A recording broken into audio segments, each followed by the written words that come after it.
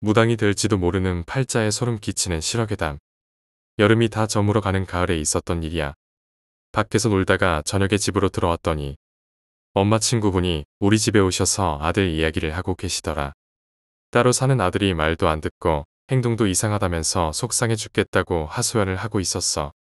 친구분이 한참을 우시다가 가시고 그날 밤 나는 꿈을 꿨어. 꿈속에서 처음 보는 남자가 끝이 보이지 않는 계단을 오르락내리락 하고 있었어. 한 번은 반대쪽으로 달려가다가 무언가에 놀라서 다시 반대 방향으로 뛰어가더니 또 뭘 보고 놀랐는지 다시 방향을 바꿔 뛰는 것을 계속 반복했어. 그런데 어느 순간부터 그 남자의 목과 팔이 보이지 않기 시작하는 거야. 어딨지? 하고 찾고 있는데 툭 하고 내 두 손에 피에 절은 남자의 머리가 떨어졌어. 그 순간 나는 눈을 떴지. 식은땀에 흠뻑 젖어서 깼는데 시간을 보니 눈을 감은 지 1시간도 안 된 시각이었어.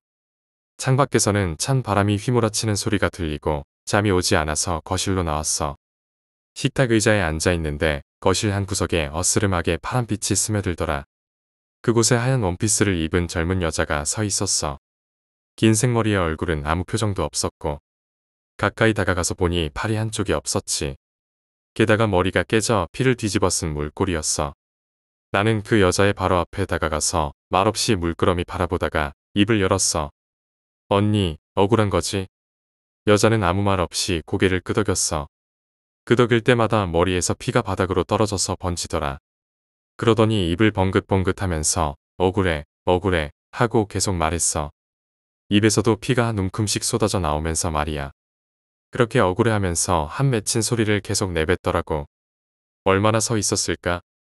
전화벨 소리에 놀라서 고개를 돌렸더니 다시 보니 여자는 없었어. 피바다를 이루던 바닥도 깨끗하게 정리돼 있었고 그 다음날 아줌마가 다시 우리 집에 오셨어. 지갑에서 무언가를 꺼내시는데 그 안에 사진이 있었거든. 그런데 그 사진 속 남자가 내가 꿈에서 봤던 그 남자였어.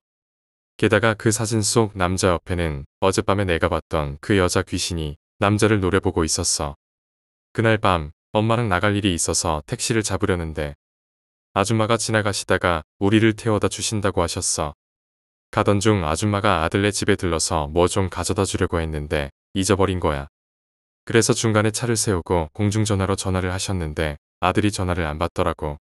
아줌마가 불안하다고 하시면서 아들네 집에 먼저 들러야겠다고 해서 아파트로 갔어. 1층에서 집 앞까지 가는 계단에 내 눈에만 일정한 핏자국이 보이더라. 아줌마가 초인종을 눌렀지만 아무 반응이 없어서 문을 따고 들어갔지. 그 방 안에는 목을 맨 아들이 흔들리고 있었어. 방 안에 열린 창문도 없었는데 아들이 살랑살랑 흔들리고 있었지. 그런데 내 눈에는 여자가 그 아들의 목을 한 팔로 휘감고 흔들고 있는 게 보였어. 아줌마랑 엄마가 아들 줄을 끊고 내렸고 병원으로 데려가서 목숨은 건졌어. 하지만 아들은 정신이 나가서 정신병원에 입원하게 되었어. 며칠 후 병문안 갔을 때 헬쑥해진 아들이 휠체어에 실려서 나왔어. 그런데 아들 목에는 여전히 그 여자 귀신이 목을 감고 있었어. 그 여자는 얼마나 한이 컸는지 옆에만 가도 한기가 가득했어. 그리고 사흘 후 아들은 자살했어. 그 여자가 왜 아들에게 원한을 품었는지는 아들만 알겠지. 그날 밤 꿈을 꿨는데 한쪽 팔이 없는 여자 귀신이 피투성이 얼굴로 희죽 웃으면서 아들 목에 밧줄을 매달아 피로 물든 도로 위로 끌고 가는 모습이 보였어. 그때 나는 10살 때 신열 때문에 며칠 동안 앓고 있었어. 신기에 의한 열이라 약 같은 게 소용이 없었지.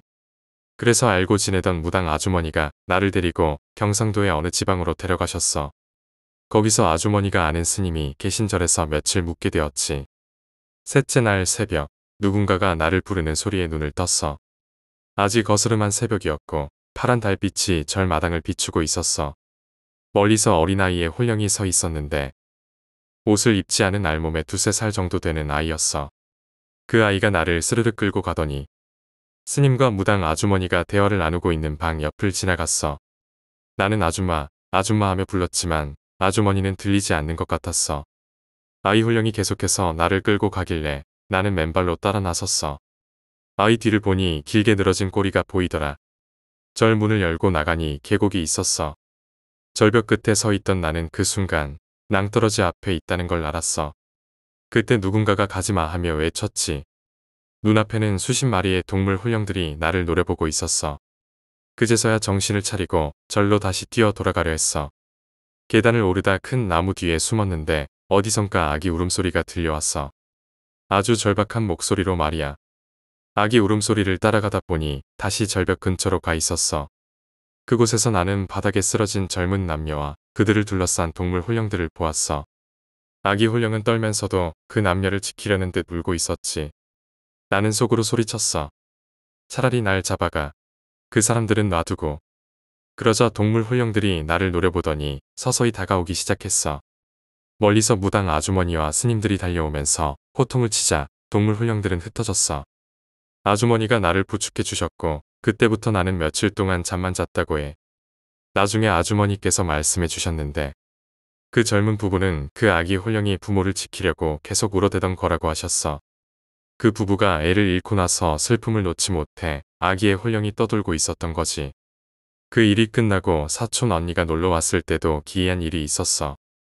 언니 시댁이 어촌에 있었는데 집 곳곳에 가짜 부적들이 붙어 있었지.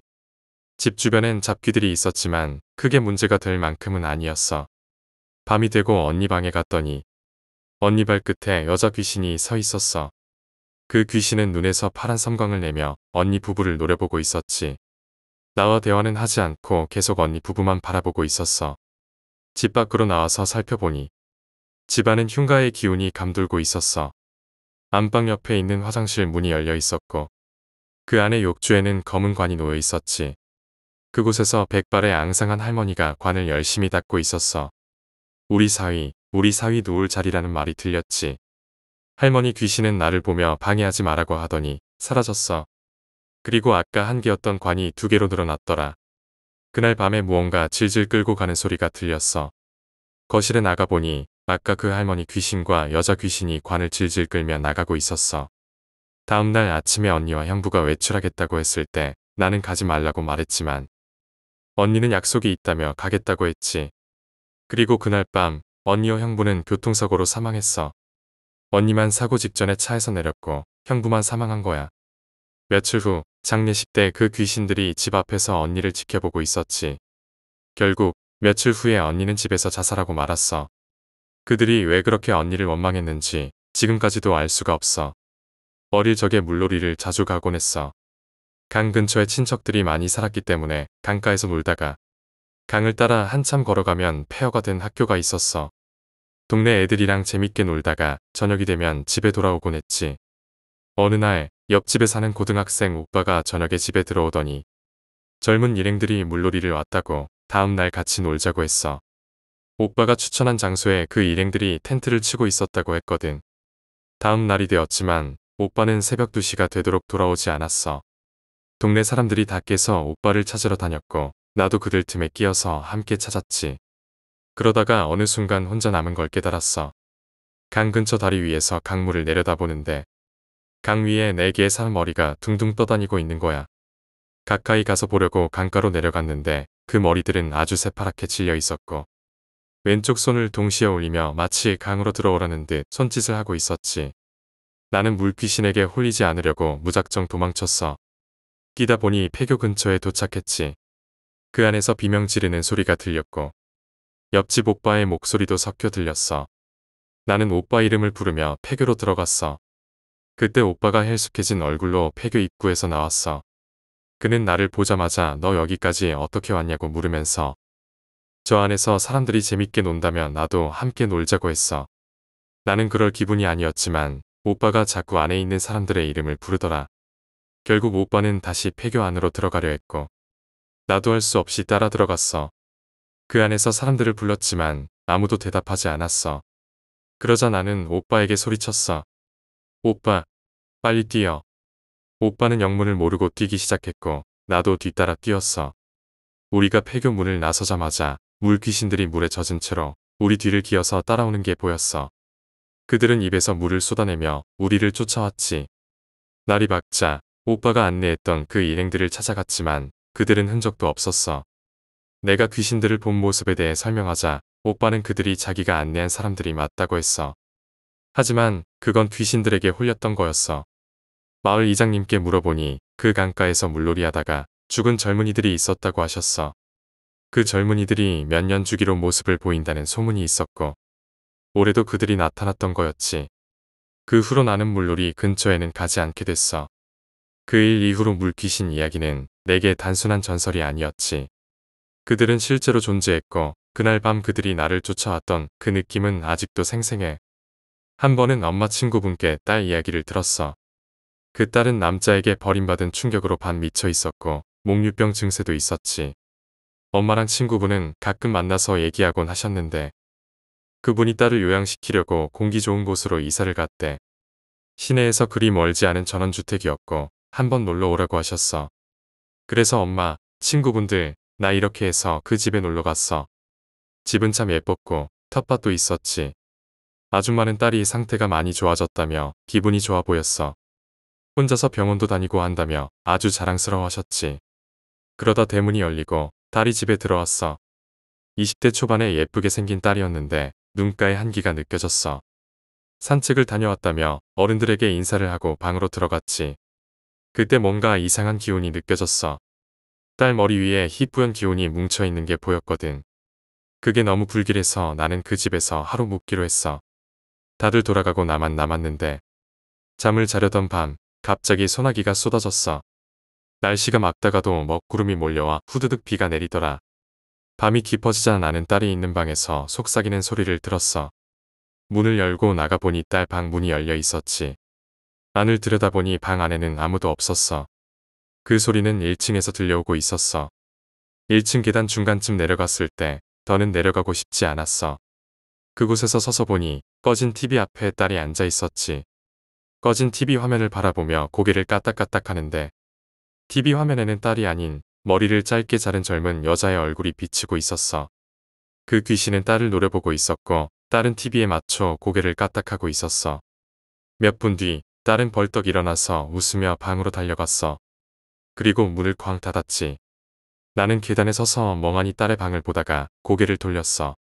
그 순간 내 옆에 그 TV 화면 속에서 봤던 귀신이 서 있었어. 하얀 옷을 입은 그 귀신은 딸 방 쪽을 노려보다가 스르르 사라졌어. 그날 밤 나는 뜬 눈으로 지새웠지. 다음 날 아침이 되자 딸이 병원에 가겠다고 차비를 하고 있었어.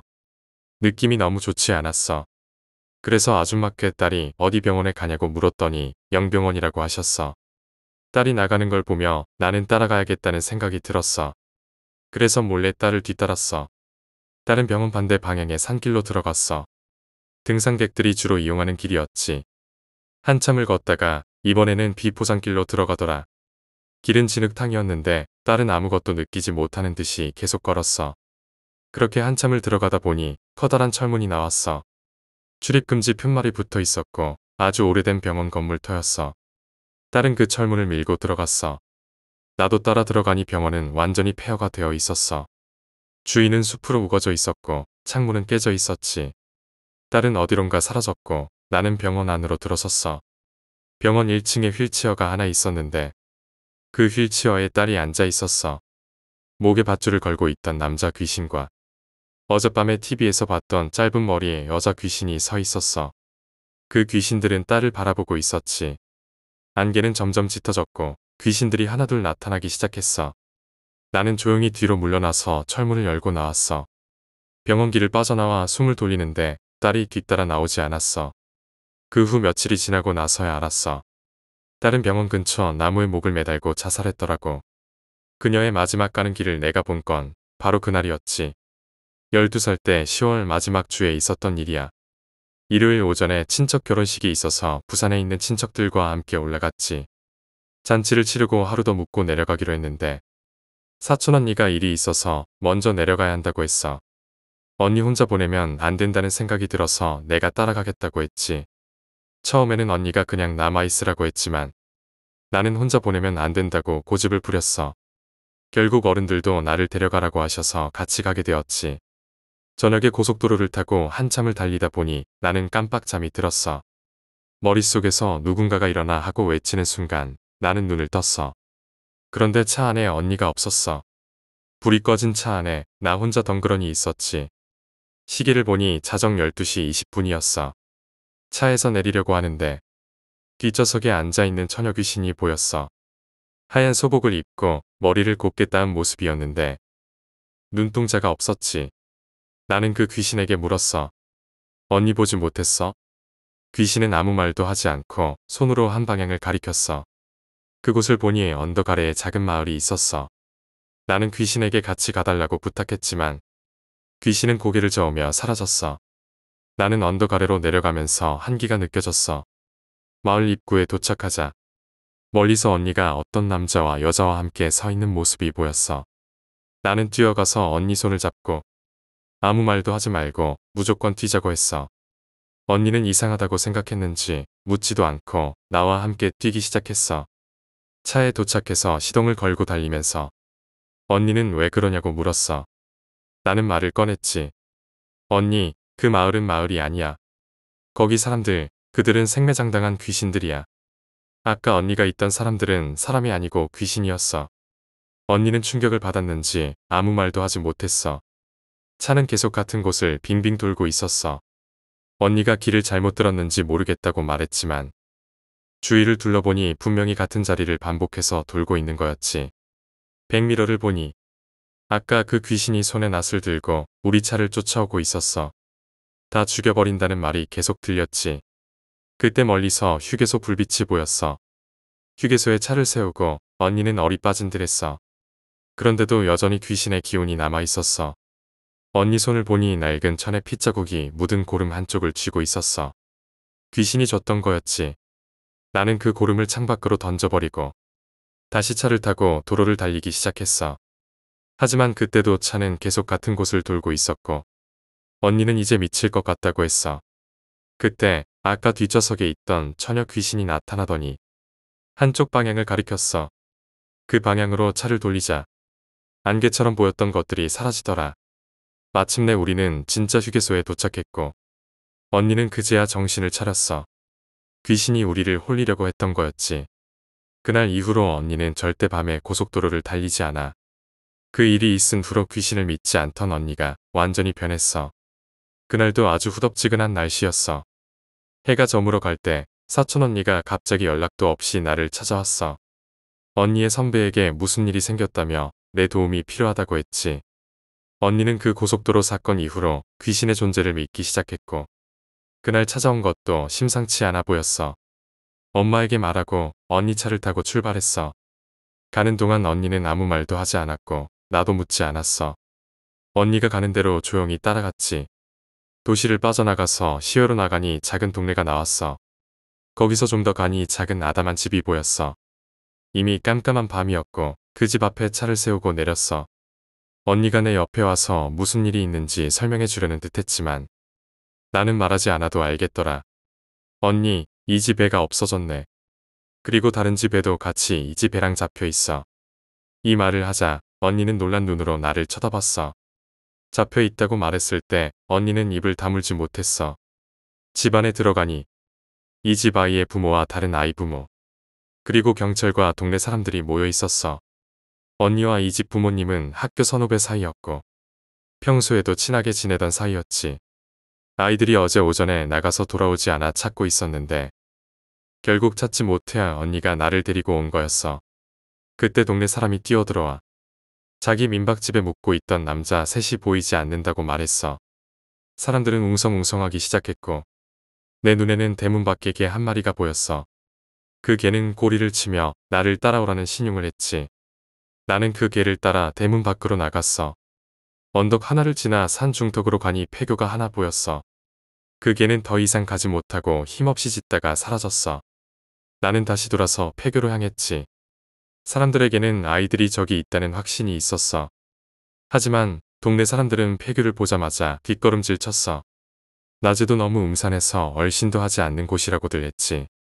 이미 자정이 다 된 시각이었고 폐교는 말할 수 없이 음산했어. 안개가 자욱하게 깔려 있었고 나는 그 안으로 들어갔어.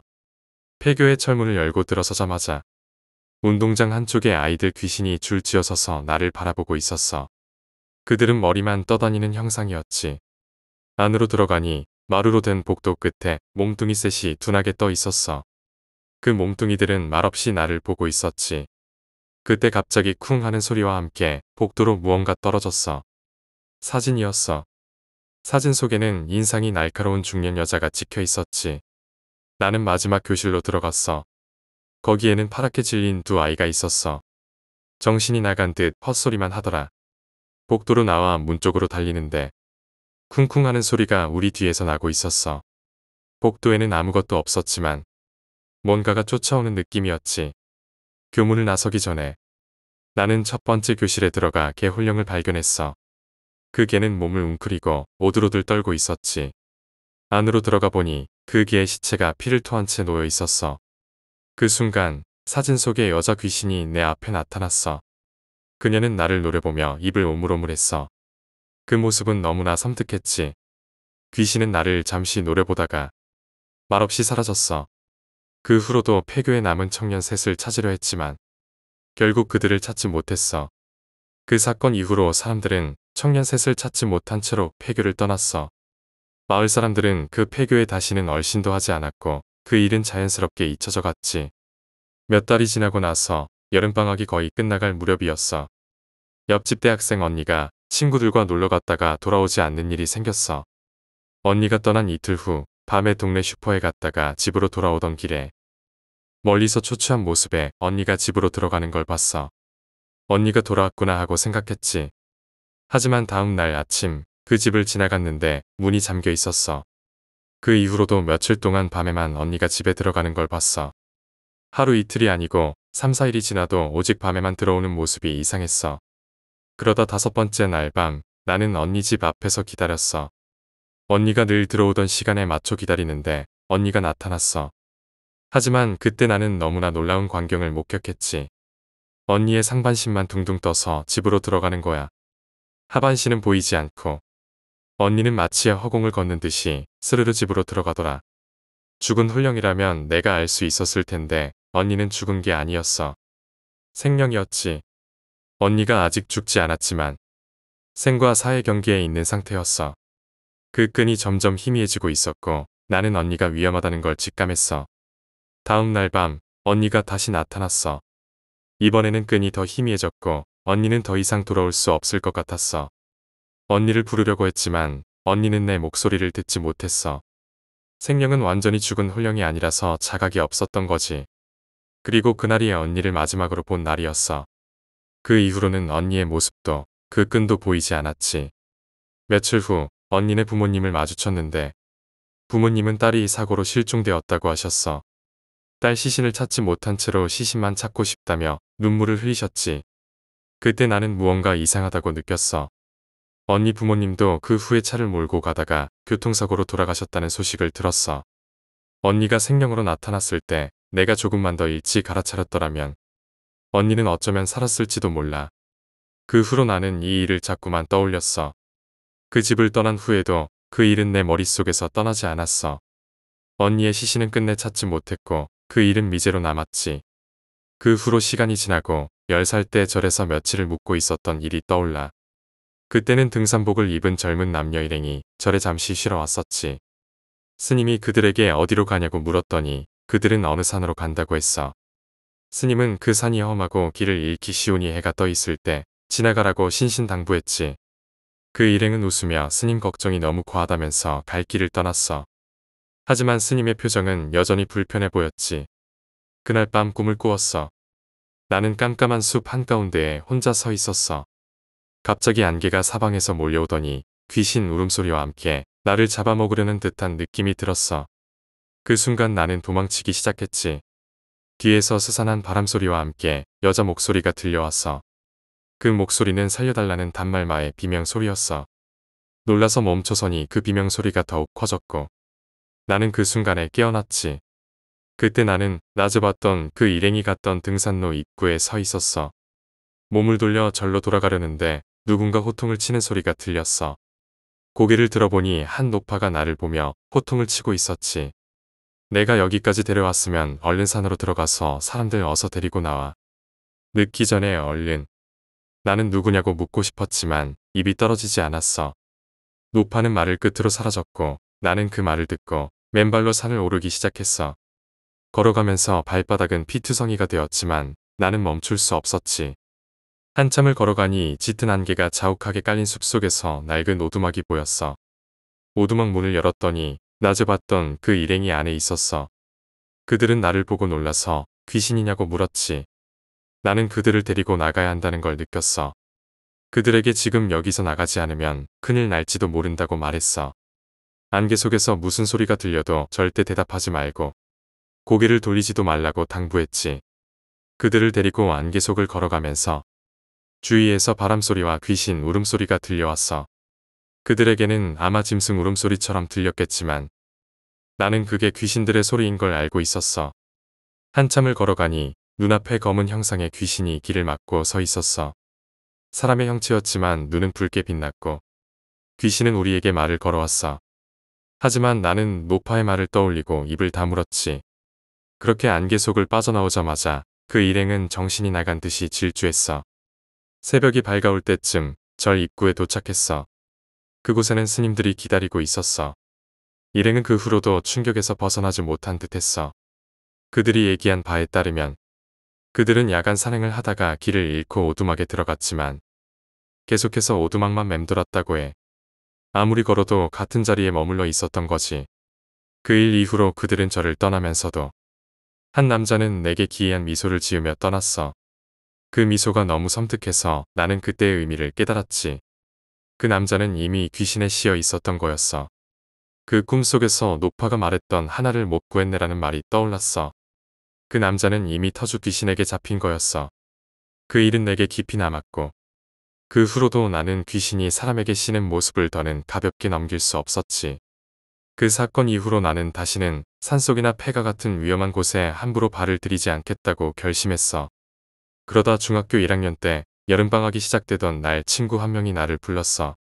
그 친구는 다음 주에 자기 사촌 언니와 오빠 그리고 다른 친구들 몇 명이 모여서 강원도에 있는 폐교로 놀러 가기로 했는데 나도 함께 가자고 했어. 친구가 가는 건 친척들이 데려가는 거라 괜찮다고 했지. 하지만 나는 이미 폐교에 대인 적이 있어서 별로 가고 싶지 않았어. 그런데 이상하게도 그 친구는 내게 계속 달라붙어 설득하려고 했어.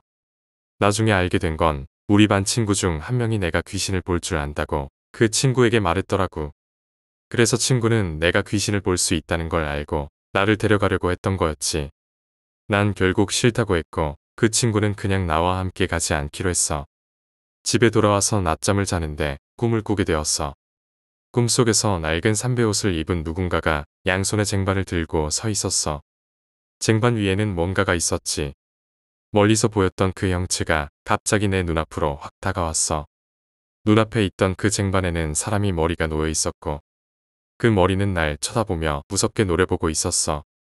비명을 지르며 꿈에서 깼는데 잠든 지 1시간도 채 안 된 시각이었어.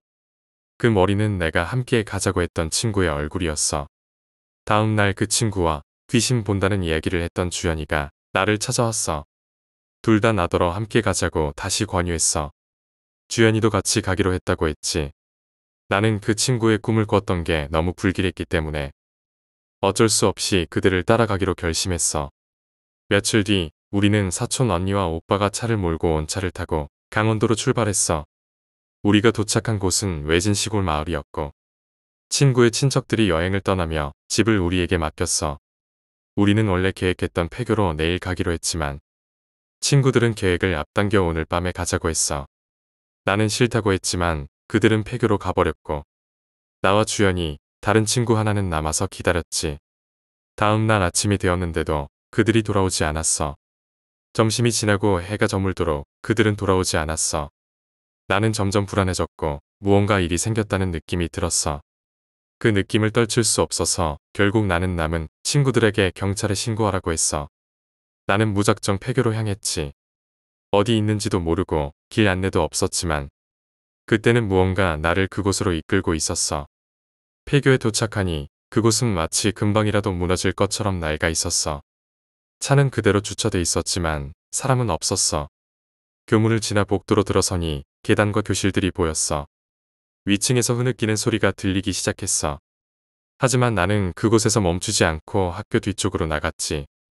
학교 뒷산에는 2개의 무덤이 있었는데 하나는 멀쩡했지만 다른 하나는 누군가 파헤친 듯 흐트러져 있었어. 그 순간 나는 무언가에 끌리듯 지하로 내려갔어. 녹이 슬어 잠긴 철문이 있었는데 안에서 소리가 나는 걸 듣고 문을 열었지. 그 안에는 희진이 언니와 오빠, 다른 친구가 어리 빠진 채로 앉아 있었어. 그들은 어제 희진이가 먼저 가자고 해서 따라 들어갔지만 그 후로 희진이가 완전히 다른 사람이 되어 쫓아다니기 시작했다고 했어. 그리고 교실로 들어가 보니 희진이가 산발한 머리로 식칼을 들고 서 있었지. 우리 딸 못 봤니? 희진이의 목소리에서 나왔던 그 말이 여자의 목소리로 들렸어. 희진이는 그 말을 반복하며 미친 듯이 무덤을 파헤쳤어. 나는 희진이를 데리고 나가기 위해서 어쩔 수 없이 손을 잡아 끌었고 결국 우리는 폐교에서 빠져나왔어. 희진이는 정신을 차리지 못한 채 병원에 실려갔고 나는 그날 밤 모든 걸 정리하고 집으로 돌아왔지. 방학이 끝난 후 학교에서 희진이는 보이지 않았어. 희진이는 자퇴를 했고 나중에 들은 얘기로는 그 일이 있은 후로도 희진이는 정상적인 생활을 하지 못했다고 해. 희진이 뒤에는 늘 귀신이 붙어 있었어. 평생 그 귀신들과 함께 살아가야 하는 운명이었던 거지.